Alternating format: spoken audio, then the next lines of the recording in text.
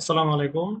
জন্ম নিবন্ধন আবেদন করেছেন কিন্তু প্রিন্ট করেননি অথবা প্রিন্ট করা সম্ভব হয়নি, যে কোনো কারণেই হোক। তো আপনি সেটা পরবর্তীতে কিভাবে প্রিন্ট করবেন সেটা দেখাবো এই ভিডিওতে। তো প্রিন্ট করার জন্য আপনার তিনটা জিনিস লাগবে। প্রথমত হচ্ছে আপনার যে আবেদন নম্বরটি আছে সেটা লাগবে, যেটা আপনার মোবাইলে মেসেজের মাধ্যমে চলে আসবে যখন আপনি আবেদন করবেন। দ্বিতীয়ত আপনার যে আবেদনকারী তার জন্ম তারিখ নাম লাগবে। সর্বশেষ আপনি কিভাবে প্রিন্ট করবেন সেটা জানতে হবে। আপনার কাছে নিশ্চয়ই আবেদন নাম্বার এবং জন্ম তারিখ আছে। কিভাবে প্রিন্ট করবেন সেই প্রসেসটা আমি দেখিয়ে দিচ্ছি।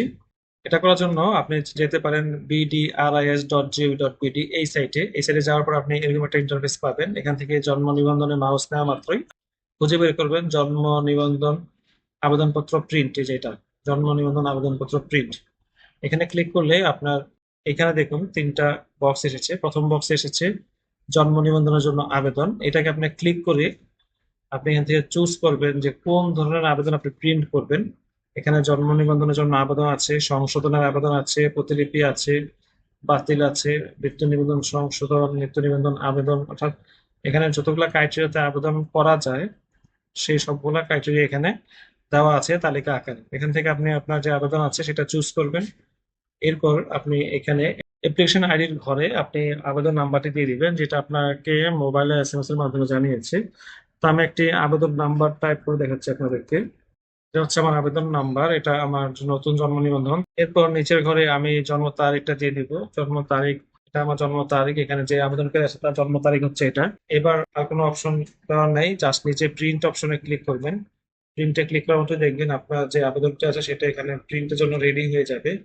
এখানে আপনি এটাকে প্রিন্ট করে নিতে পারবেন আপনার যে প্রিন্টার আছে সেই প্রিন্টারের মাধ্যমে। যদি চান যে পিডিএফ এ সেভ করবেন সেটাও আপনি এখানে প্রিন্টারের জায়গায় মাইক্রোসফট প্রিন্ট টু পিডিএফ অথবা সেভ এস পিডিএফ দিয়ে আপনি চাইলে আপনার ডেস্কটপে বা ল্যাপটপে সে আবেদনটি সেভ করেও রাখতে পারবেন। তো এভাবে আপনি যে কোনো ধরনের জন্ম নিবন্ধন কিংবা মৃত্যু নিবন্ধন আবেদনের পরবর্তী যে কোনো সময় প্রিন্ট করতে পারেন। আশা করি বিষয়টি বুঝতে পেরেছেন। তো এক্ষেত্রে মনে রাখতে হবে যে আপনার অবশ্যই অ্যাপ্লিকেশন আইডি থাকতে হবে এবং জন্ম তারিখ জানতে হবে।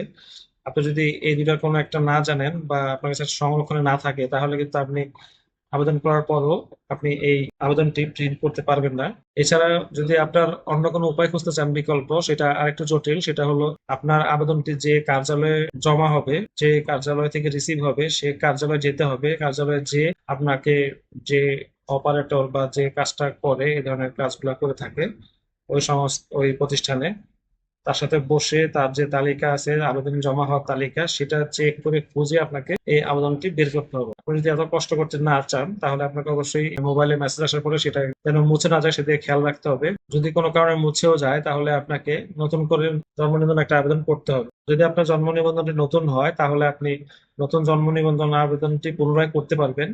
কিন্তু যদি আপনার আবেদনটি সংশোধন হয়, জন্ম তথ্য সংশোধনের জন্য আবেদন হয়, তাহলে সেক্ষেত্রে কিন্তু আপনি চাইলে আরেকটা আবেদন করতে পারবেন না।